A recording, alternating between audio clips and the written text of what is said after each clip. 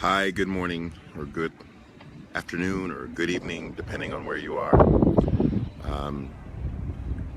My friends who are and family who are on Facebook. It's Friday, July 8th, 2016, and as of you know, yesterday morning, some of you probably saw my first Facebook posting. Um, in a moment of real desperation and fear and hopelessness. But I made a commitment during those words and questions to speak to whoever can find comfort or guidance or wisdom in whatever it is that's going to come out of my mouth in the next few minutes. Because it's all I can do at this point to address the crisis that is happening in the humanity of the American heart and soul. So many people over the past 48 hours have had so many things to say. I don't know that I can add any more on either side of the equation. I've seen some really compelling things about Black Lives Matter and All Lives Matter and Blue Lives Mattering. And they're all valid, but not truthful unless in the mattering of any life, black, blue, white,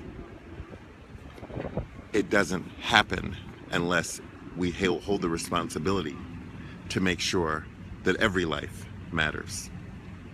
So I loved the quote from someone on Facebook who said, if Bob were to go to a dinner and sit down at a table and everybody else was served food, then everybody's lives would matter. But if Bob's life matter and he didn't get food, then that would be a problem. And that is the problem that we are experiencing today in America, is that Black lives, gay lives, female lives, immigrant lives, Mexican lives, poor white lives, all kinds of lives that aren't in power, that don't benefit from the dissension and the destruction and the denial that is increasingly a part of the American psyche. That if your experience and your life doesn't support that in a way that benefits you, then your life doesn't matter, because you're part of the equation that subsidizes the kinds of messages that we are hearing that are now being described as real America.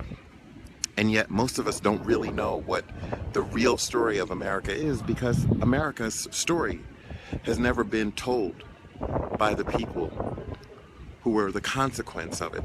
It's only been told by the people who are the beneficiaries of it.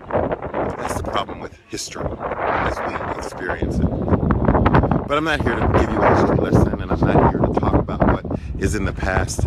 I'm actually not even here to talk about what's going on now, because what can we do in this moment is use this moment to prepare for a better, a more beautiful, a brighter future. And in order to do that, there are some things that we need to pay attention to, regardless of the color of your skin, or your economic circumstance, or your nationality, or your immigration status, or your sexual orientation. And that is to recognize that each and every one of us is living in what the literature calls an attention economy. Now, what is an attention economy?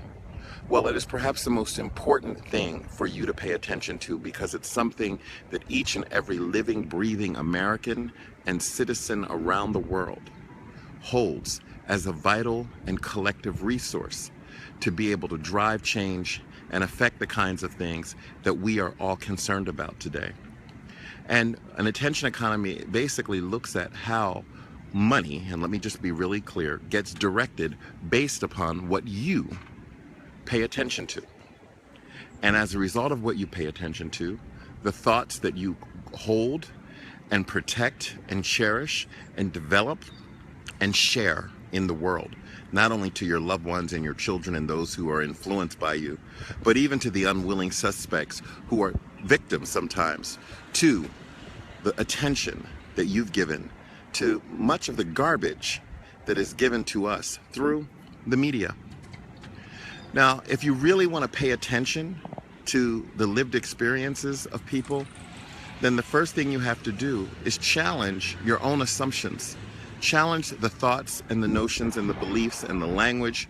Challenge what you're seeing and what you're hearing by saying, who stands to benefit from what it is that I'm being told is the truth here? And if you want to know the truth when it comes to America, if you want to know who stands to benefit from anything that causes consequence in the lives of an undeserving, innocent other, then all you have to do is say, who makes money from this? So let's start with the media, for example. If you step back and you look at the fact that very, very few networks have African American or Latino newscasters in questioning, interrogating, challenging the stories of the victims of this, very, very, very few of them, then that should ask you, gee, are we asking the right questions? Are we listening and paying attention to the right words and the emotions? Do we hear the subjects of our analysis? Or are we literally driving toward our own conclusion? And that is something that if you really want to be a part of creating a more beautiful America, you have to start there. Because you can only take responsibility for what you pay attention to. You can only care about and want to change the things that you are aware of and that you see, even if you aren't experiencing them as an individual, even if you're observing them from across the ocean or from another country or in another language. I spent last night on the phone talking to a friend of mine who's a recent immigrant from East Africa here, trying to explain to him, a black man in this country, what is happening and why. Because it didn't translate for him. He didn't know what to pay attention to. And yet he has to go to work in this wonderful city that I live in, New York, with the same level of risk and fear and danger, but not the same level of perspective. So what I want to encourage you to do, because I did say that we need to organize a protest, and there are lots of ways in which we can do that. And yes, a number of you are marching in the streets, and that leaves you as an open target, and I'm not saying that we shouldn't be doing that. I'm saying that we need to do more. So let's start where we know the money is, and that is with media. And what I'm going to encourage people to do, and to pass this forward, is starting on Sunday, God's Day, the day of rest and renewal. Let's reset our attention. Let's demonstrate that collectively we can pay attention and we can garner attention by paying attention to where we set our focus. So for example, if you are listening to me, if you use social media, if you turn the television on to watch CNN or Fox, etc., etc., etc., then between the hours of 12 noon Eastern Standard Time and 12:15, turn all of your contact with social media, with the news, etc. off. Yes, I'm calling for a media blackout so that we can rest and restore and renew our psyches. Now, I'm not just saying turn the cell phone and turn your social media and turn your web pages and your apps and your televisions off. There's something you need to do during that 15 minutes blackout of media. That is, you need to go and check in on somebody who you know may have actually been affected by what is going on. Not someone in your family, not someone you've already spoken to, but make the uncommon effort to reach out beyond your own comfort zone. Maybe it's the person who works at the bodega down the street. Maybe it's the person who you run into every morning on your way to work. Whoever that person is, on Sunday at noon, take that 15 minutes and just check in with them and let them know that you're paying attention to them and invite them to do the same thing. And I think that what we will see is that there is money that can be managed differently based upon how we pay attention. And if we want the media to pay attention to us in a real and responsible and affectionate and caring way, then we have to show them what it means to be without our attention for 15 minutes. And we're going to continue with these media blackouts. We're going to increase each one. We're going to do one each week until the crowd grows, until we get to a full day of no social media, no contact with the media.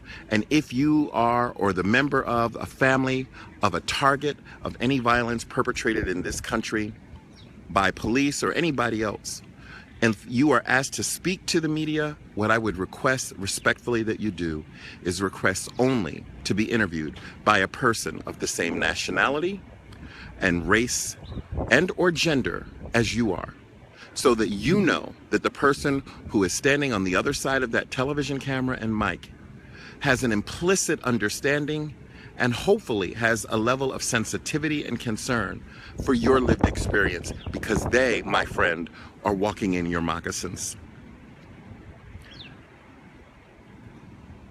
So if anything that I've said is helpful to you, if it makes sense, then pass this video forward. I will be back tomorrow with more words. I'm praying for all of us. I'm praying for black people and for white people, for straight people and for gay people. I'm praying for Republicans and Democrats, for Trump supporters and Hillary supporters and Bernie supporters. I'm praying for all of you and all of us, but it's going to take a whole lot more than prayer. So my final words, pay attention to what you're giving your attention to. Have a great day. Love you all.